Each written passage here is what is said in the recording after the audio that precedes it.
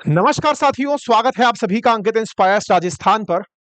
आपने आज सुबह के कुछ प्रमुख अखबारों में इस तरह की हेडलाइन पढ़ी होगी जिसमें फ्लैट में शॉर्ट सर्किट की आग की वजह से एक टीवी एक्ट्रेस के दो बेटों के जलने की सुर्खी बनी थी। सुर्खी थी कि पूरे राजस्थान के अंदर ये सुबह-सुबह पढ़ी गई वो खबर थी, कुछ मीडिया कवरेज के माध्यम से कल दोपहर में भी ये जानकारी आ गई थी कि एक ऐसा हादसा कोटा के अंदर हुआ है।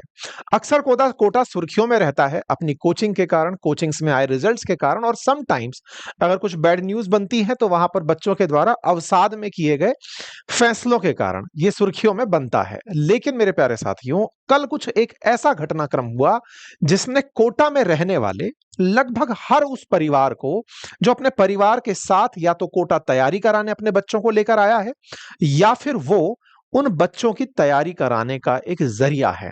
मैं चर्चा कर रहा हूं कोटा के उन तमाम फैकल्टी मेंबर्स की जो कोटा के तमाम कोचिंग्स में लगभग हजारों की संख्या में फैकल्टी कोटा में रह करके कोटा से बेहतरीन रिजल्ट प्रोड्यूस करते हैं, फिर चाहे वो आईआईटी हो या फिर नीट हो। आज कोटा को कोचिंग के नाम पर फैक्ट्री भले ही कहा जाता हो, लेकिन सही मायने में इस देश को बहुत सारे यंग टेक्नोलॉजी के लिए जो बने हुए छात्र हैं वो इसी कोटा ने प्रोड्यूस किए हैं।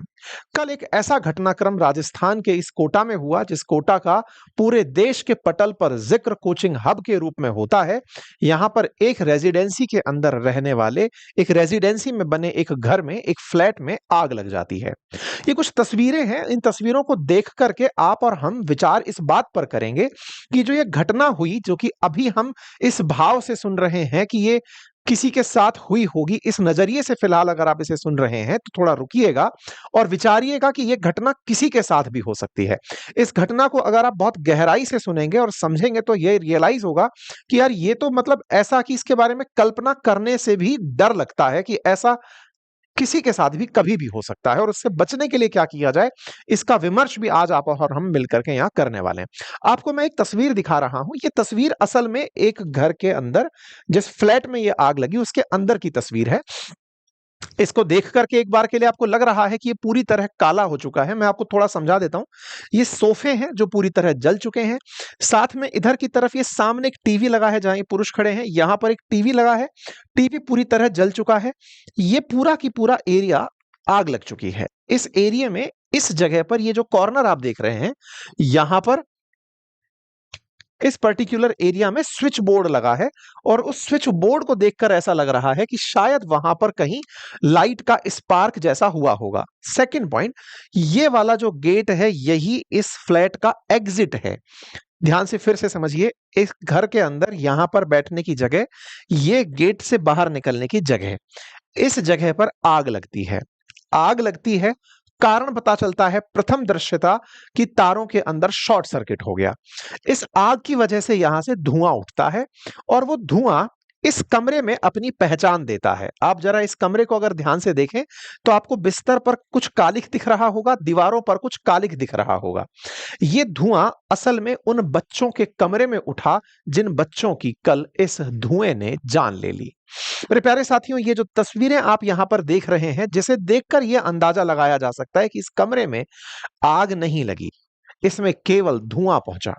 इस धुएं के चलते यहां पर बैठ लेटे हुए बच्चे जो मध्य रात्रि में विश्राम करके देवी के जागरण से, असल में देवी के जागरण से लौटकर विश्राम करने के लिए लेटे थे, सोने के लिए लेटे थे, उन्हें इस धुएं ने अपने साथ सुला लिया।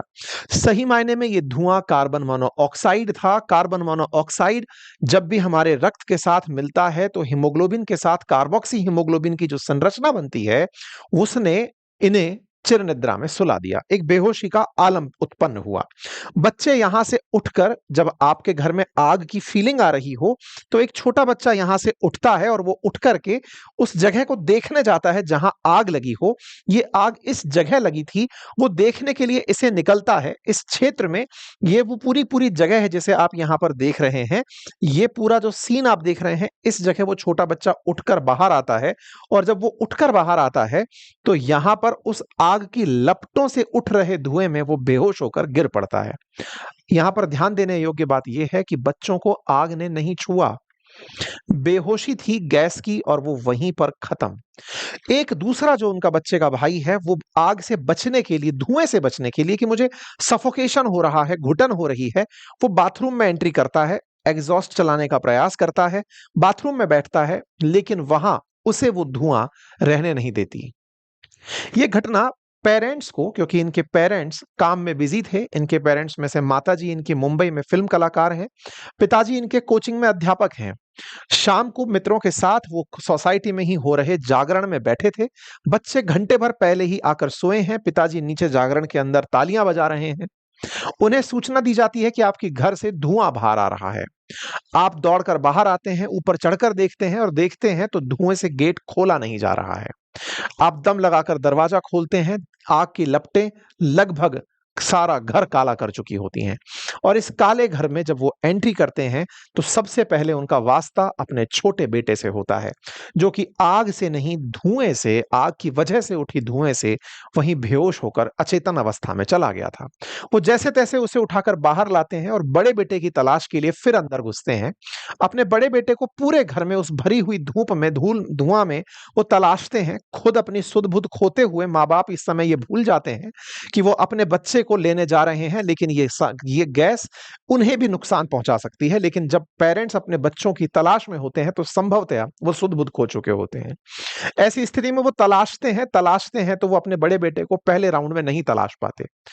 लगभग 20 मिनट की मशक्कत के बाद, क्योंकि घर पूरी तरह अंदर से काला हो चुका है, वो फिर तेज-तेज आवाज देते हैं, खिड़कियां खोलते हैं, तलाशते हैं तो बाथरूम में जाकर उन्हें वो बच्चा दूसरा दिखाई देता है।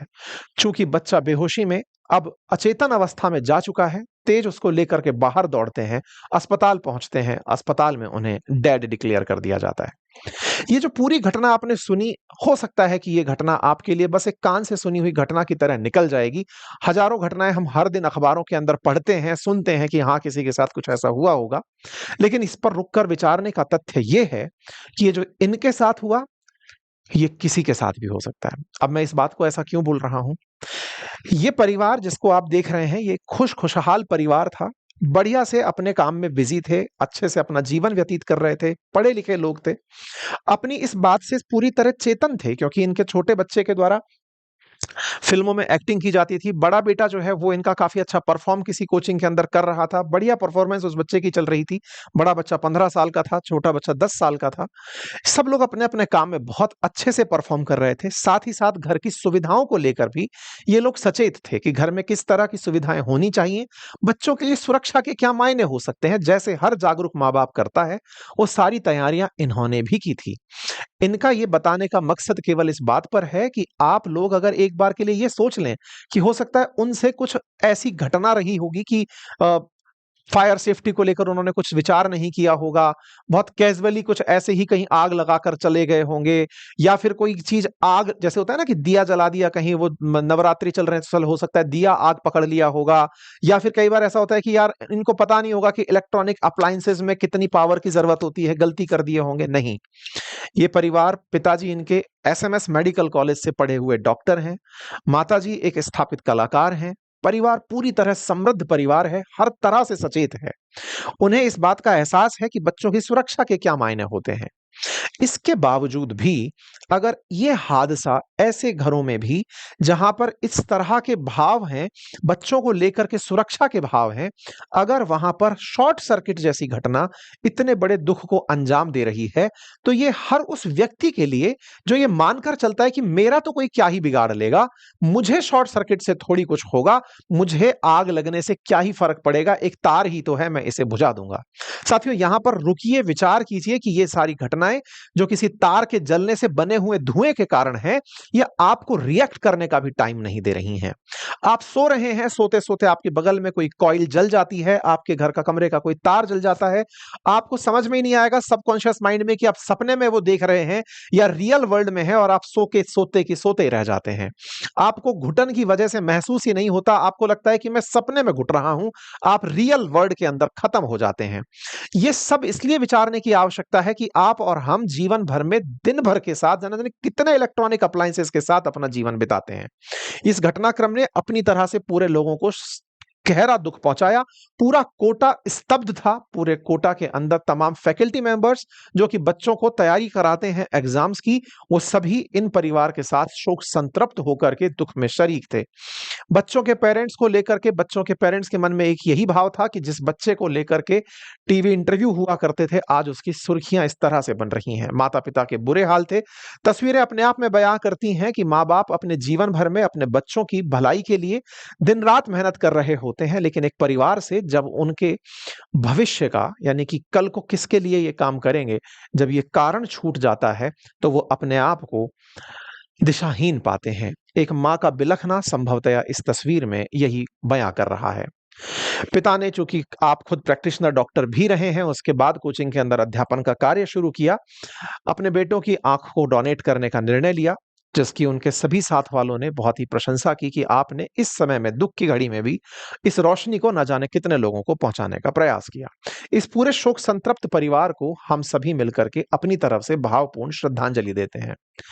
साथियों, इस भावपूर्ण श्रद्धांजलि के साथ अब हम एक और कारण की तरफ बढ़ते हैं, और वो ये है कि आफ्टर ऑल इस तरह की घटना के कारण क्या होते हैं। घटनाओं में सबसे प्रमुख कारण जो हमने शॉर्ट सर्किट की बात की, अननोन कारणों में कि हमें नहीं पता कि घर के अंदर सिलेंडर फट गया है, या फिर हमें नहीं पता है कि कहीं बत्ती जली रह गई, या पूजा कर रहे थे दिया जला रह गया, या फिर हम लाइटली ले रहे थे, हमने कहीं पर कोई कैंडल जलाई थी मोमबत्ती के साथ में, हमने कहीं केक कटिंग सेरेमनी की थी, कोई भी ऐसा कारण आग का बड़ा कारण बनता है। लेकिन जिनमें प्रमुखता से आप आग लग के जान जाने के कारण सुनते हैं, उनमें शॉर्ट सर्किट और गैस सिलेंडर का फटना, ये दो बड़े कारण बनते हैं। और शॉर्ट सर्किट भारत के अंदर आग लगने के प्रमुख कारणों में से एक है, यानी कि इसकी वजह से जो आग लगती है वो बड़े कारणों में मानी जाती है। अब ये शॉर्ट सर्किट होता क्या है, इसको अगर मैं एक आसान भाषा में समझाने का प्रयास करूं, तो आप ऐसे समझिए कि जिस बिजली को आप अप्लायंसेज में यूज करते हैं, आज अगर ये बोर्ड भी चल रहा है तो इस बोर्ड के लिए एक कनेक्शन आ रहा है। इस कनेक्शन के अंदर जो तार लगे हैं, जिन्हें हम कहते हैं कि एक न्यूट्रल वायर है और एक इसमें करंट का फेज वाला वायर है, वो इलेक्ट्रॉनिक अप्लायंसेज के एक तार के माध्यम से वो बिजली आ रही है, इलेक्ट्रॉनिक मशीन तक पहुंच रही है, वहां से वो वापस लौट करके न्यूट्रल वायर की वजह से वापस अपने जहां से वो तार निकल के आ रहे हैं वहां पर पहुंचती है। यानी कि एक अपने आप में एक सर्कल पूरा करता है, जिसे हम सर्किट कहते हैं। यानी कि अगर आपको किसी भी इलेक्ट्रॉनिक अप्लायंसेज को लाइट देनी है, तो उसके साथ एक न्यूट्रल और जो फेज वायर चल रहा होता है, फेज वायर तार ले जाने, लाइट ले जाने का काम कर रहा है, न्यूट्रल लाने का काम कर रहा है, और ये एक पूरी सर्कल को पूरा करता है। आसान भाषा में इस तरह से समझ सकते हैं। अगर ये सर्कल पूरा ना हो और ये सर्कल बीच में ही तोड़ दिया जाए और दूसरे तार को जोड़ दिया जाए, यानी कि अप्लायंसेस तक वो वायर ना, लाइट ना पहुंचा पाए और वो मध्य रास्ते में ही न्यूट्रल से टच हो जाए, तो इसे शॉर्ट सर्किट कहा जाता है। ये रास्ते में ही टच हो जाए, ये कारण क्या है कि ये ऐसा टच हो जाता है, मतलब तार जो ले जा रहा है वही दूसरे तार से टच हो जाए, इसका प्रमुख कारण क्या हो सकता है? इसका प्रमुख कारण होता है कई बार फेज वाले तार में आग लग जाना। तार में आग क्यों लगती है? जब ऊपर लगा हुआ अप्लायंस ज्यादा बिजली मांग लेता है कि साहब मुझे तो भोजन में इतना चाहिए था, लेकिन ये जो लाइट ले जाने वाला तार है, ये तार उतना ले जा ही नहीं पा रहा, बिजली ले जा ही नहीं पा रहा। तार की जो कैपेसिटी है कि वो कितना तार बिजली ले जाएगा, इसे वायर के अंदर आप इलेक्ट्रिकल, मतलब इलेक्ट्रिसिटी को नापने के लिए एम्पियर का अगर उपयोग करें समझने के लिए, जैसे वजन को किलो में नाप रहे हैं, तार के लिए अगर एम्पियर भाषा यूज करें कि इतना एम्पियर बिजली ले जा सकता है, तो वो एम्पियर से ज्यादा बिजली अगर एक्सपेक्ट कर लिया तो वही हीट करके वो जलने लगता है, और वो जलने से अपने दूसरे तार से संपर्क में आकर के उस सर्किट को अधूरा छोड़ देता है, जिसे आप शॉर्ट सर्किट कहते हैं। बस ये शॉर्ट सर्किट पूरे घर के अंदर धीरे धीरे आग का कारण बन जाती है। हालांकि इससे बचने के लिए अक्सर आप घरों में एमसीबी और फ्यूज वायर की बातें सुनते हैं, लेकिन ये समाधान नहीं होती। अक्सर हमारे घर में शॉर्ट सर्किट से अगर एमसीबी डाउन हो जाती है तो हम एमसीबी बदल देते हैं। हम ये भूल जाते हैं कि ये एमसीबी गिरी इसलिए थी क्योंकि तार वजन नहीं उठा पा रहा था, तार में दम नहीं थी, और हम ऐसे में तार को बदलने पर प्रेफरेंस नहीं देते। और बार बार जब इस घटना को दोहराते हैं, कई बार वो एमसीबी तक चीजें नहीं पहुंच पाती और वो आग का कारण बन जाती हैं। मेरे प्यारे साथियों, अक्सर शॉर्ट सर्किट के अंदर अधिक पावर के, अधिक ऊर्जा आवश्यकता वाले इलेक्ट्रॉनिक अप्लायंसेस को कम शक्ति वाले तारों से, कम ताकतवर तारों से बिजली सप्लाई के कारण ऐसी चीजें देखी जाती रही हैं।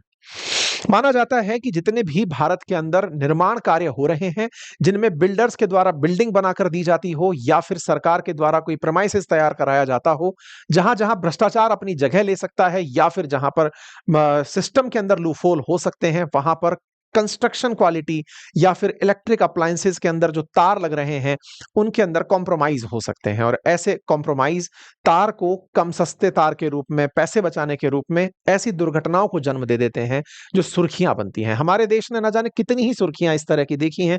पिछले 5 साल की सुर्खियों को अगर मैं लाइन से आपको दिखाऊं तो ऐसी सुर्खियां हमारे देश के अंदर हर दिन हेडलाइन के रूप में आपको दिखाई दे जाती हैं कि हमारे देश में बहुत सारे ऐसी दुर्घटनाएं इस तरह की आग से होकर आई हैं। अब तक तो ये समझ में आ ही गया होगा कि अगर शॉर्ट सर्किट से आग है तो इससे बचने का कारण भी हमारी समझदारी में है, और समझदारी एमसीबी की वजह से नहीं, इस घर में भी एमसीबी लगी हुई थी। दिक्कत यह है कि हम लोग अपने तार को बार-बार चेक करवाते रहें, हम देखते रहें कि हमारा तार और हमारी तार के साथ-साथ जो घर के अंदर जो बिजली की आवश्यकता है वो एक दूसरे के प्रोपोर्शनेट है अथवा नहीं। अदरवाइज ये जो आंकड़े हैं, इन आंकड़ों में केवल नंबर जुड़ते चले जाते हैं और हम और आप अपने किसी करीबी को खो देते हैं। ऐसे में देश के अंदर फायर सेफ्टी को ध्यान में रखते हुए कई तरह के नॉर्म्स बने हुए हैं जो कि देश के अंदर सुरक्षा को बढ़ावा देने के लिए हैं। कहा जाता है कि शहरी क्षेत्रों के अंदर जो अवैध निर्माण हो रहे हैं या खराब शहरी नियोजन है, उसकी वजह से इस तरह की दिक्कतें आती हैं, लेकिन सरकार के द्वारा कंप्लीट इसके प्रोटोकॉल्स बनाए हुए हैं। आप और हम अवेयर होकर के अगर इनकी पालना करें, जैसे राष्ट्रीय भवन संहिता का अगर हम पालन करें, मॉडल बिल्डिंग उपनियम का अगर हम पालन करें, तो ऐसी चीजों की पालना से हम सही अकाउंटेबिलिटी तय कर सकते हैं निर्माण कार्य की, और निर्माण कार्य के साथ साथ हम फायर सेफ्टी को लेकर के जो देश के अंदर फायर सेफ्टी नॉर्म्स हैं, अगर उनकी सही से पालना करवाएं तो निश्चित ही हम ऐसी दुर्घटनाओं को होने से रोक तो नहीं तब भी पाएंगे, लेकिन हाँ, उन्हें कम जरूर कर सकते हैं। फिर भी चैलेंजेस क्या होते हैं? सामान्यतः ऐसे समय में बड़े चैलेंज होते हैं कि हम अपनी सहूलियत के हिसाब से अग्नि सुरक्षा के नियमों की अनदेखी कर देते हैं। हमारे हर घर के अंदर कहिए या फिर प्रेमाइसेस के अंदर कहिए, फायर सेफ्टी ऑडिट होनी होती है, लेकिन हम उसे अवॉइड कर देते हैं कि कौन इन लिटिगेशंस में फंसेगा। अधिकारी आएंगे तो काम बता के जाएंगे और 2 पैसे और लेके जाएंगे, क्योंकि हमारे देश में करप्शन जो है ना, वो फायर सेफ्टी विभाग के अंदर सबसे प्रमुख रूप से जाना जाने वाला है। कहा जाता है कि फायर सेफ्टी के नाम से सबसे ज्यादा भ्रष्टाचार का काम चलता है। ये जितने भी बिल्डिंग्स होती हैं, ये सब आग लगने के बाद भी फायर सेफ्टी का वो सर्टिफिकेट लेकर के आ जाती हैं। जैसे कि आजकल दिल्ली के अंदर पॉल्यूशन के नाम पर पुलिस वाले आपको कभी भी 20,000 का चालान का डर दिखाते हैं और फिर 2,000 रुपए लेकर आपको छोड़ देते हैं। इस देश में जितने भी नियम बनते हैं वो पॉकेट भरने में भी बहुत काम आते हैं। जितनी बार भी आग लगती है, फायर सेफ्टी वालों के लिए एक तरह का त्योहार होता है कि चलिए कम से कम अब इस बहाने ही सही हमारे पास 2 पैसे का काम निकल कर आएगा।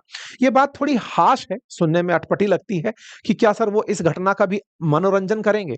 ये बात इस तरह से सोचने की आवश्यकता है कि उनके डिपार्टमेंट के द्वारा जिस बिल्डिंग को फायर सेफ्टी का सर्टिफिकेट दिया हुआ है, उसमें अगर आग लगी है तो ये संभवतया उनको अपने आप में विचारणीय तथ्य है कि उन्होंने अपने उस आदेश से किसी का क्या वाकई में नुकसान किया है। ये जितने भी आप करप्शन के केसेस देख रहे हैं, paid bribe 5 year ago to NOC, ये तमाम जितने भी आप देख रहे हैं, ये सब फायर सेफ्टी के एनओसीज को लेकर के आए हुए केसेस हैं। खैर, हम कारणों को दुनिया भर में तलाशते रहेंगे, लेकिन अल्टीमेटली हमारी चेतना जो हमें कहती है, उन चीजों का हम अवश्य पालन करें। अगर घर में कभी आग लगे साथियों, तो आप ज्यादा घबराएं नहीं, छत की ओर ना भागें, इलेक्ट्रॉनिक आइटम्स के पास ना जाएं, घर में तेज आग लगने पर पानी ना डालें, और कीमती चीजों के लिए आग के पास ना जाएं कि मेरा ये सामान छूट जाएगा या मेरा ये बच जाएगा, और लिफ्ट को यूज ना करें। ये बेसिक चीजें हैं। ये जो दुर्घटना कोटा में हुई, इसमें एक बड़ा दर्द ये रहा कि बच्चों ने खिड़की खोलने का प्रयास नहीं किया, गेट खोलने का प्रयास नहीं किया, वो घर के एग्जिट की तरफ भागने लगे। अगर वो बाहर की तरफ निकल करके तेज आवाज निकालते, चीखते या गेट खोल करके चिल्लाते तो शायद बाहर की हवा से उन्हें थोड़ा सफोकेशन कम होता, लेकिन शायद अर्धचेतन अवस्था में मध्य रात्रि 2 बजे के अराउंड की ये घटना है, उस समय बच्चों में ये चेतना ही नहीं रही होगी कि ये ऐसा हो रहा है। वो सबसे पहले आग को ढूंढने चले होंगे और उसी समय घायल होकर के वो आग की समाधि में चले गए होंगे। तो ऐसे में मेरे प्यारे साथियों, हम जितना हो सके प्रॉपर अपनी प्रैक्टिसेस में इन चीजों को ध्यान रखें। जब भी घर से बाहर जाएं, इलेक्ट्रिक स्विचेस को बंद करके जाएं, गैस के रेगुलेटर्स को प्रॉपर तरीके से चेक करें, प्रयास करें कि घर में बच्चे अकेले ना रहें। घर में आग लगने से पहले अगर घर में आग लग रही है, आपको ऐसा लग रहा है कि आपके साथ कंट्रोल में चीजें नहीं है, तो पहले घर में घुटनों के बल बैठकर बाहर निकलने का प्रयास करें। ज्वलनशील चीजों को आग के पास अगर है तो उन्हें वहां से हटाएं। गैस सिलेंडर में आग लगने पर सिलेंडर को टेढ़ा ना करें कि भाई इसको हटा देते हैं, इससे कुछ फायदा होगा। सहायता ना आने तक खुद को कमरे में बंद भी कर सकते हैं। गीले कपड़ों से दरारों को बंद करके कमरे में धुओं को आने से रोक सकते हैं। अपने नाक और चेहरे को गीले कपड़े से ढक सकते हैं। ये कुछ फायर सेफ्टी में किए जा सकने वाले काम हैं, जिनसे संभवतः आप अपनों की हिफाजत कर सकते हैं। ये तमाम प्रकार के फायर एक्सटिंग्विशर्स हैं, जो भी आपके लिए सजेस्टेड हो, आप उसे अपने घर में अप्लाई कर सकते हैं। साथियों, फायर सेफ्टी ऑडिट भी समय-समय पर रहते हुए अपने घर में करें। शॉर्ट सर्किट से बचाव के लिए हाई वोल्टेज वाले उपकरणों के लिए अलग से स्विच बोर्ड लगाएँ। हमेशा घर से निकलते समय सारे स्विच बंद करें। पलंग प्ल कई बार हाँ, ये आजकल एक बहुत बड़ा नॉर्म्स चला है कि घर के अंदर बेड के आस-पास के जो क्षेत्र हैं, उनके अंदर बहुत सारी बिजली वगैरह लगाई जा रही है। फैंसी होने से बचें।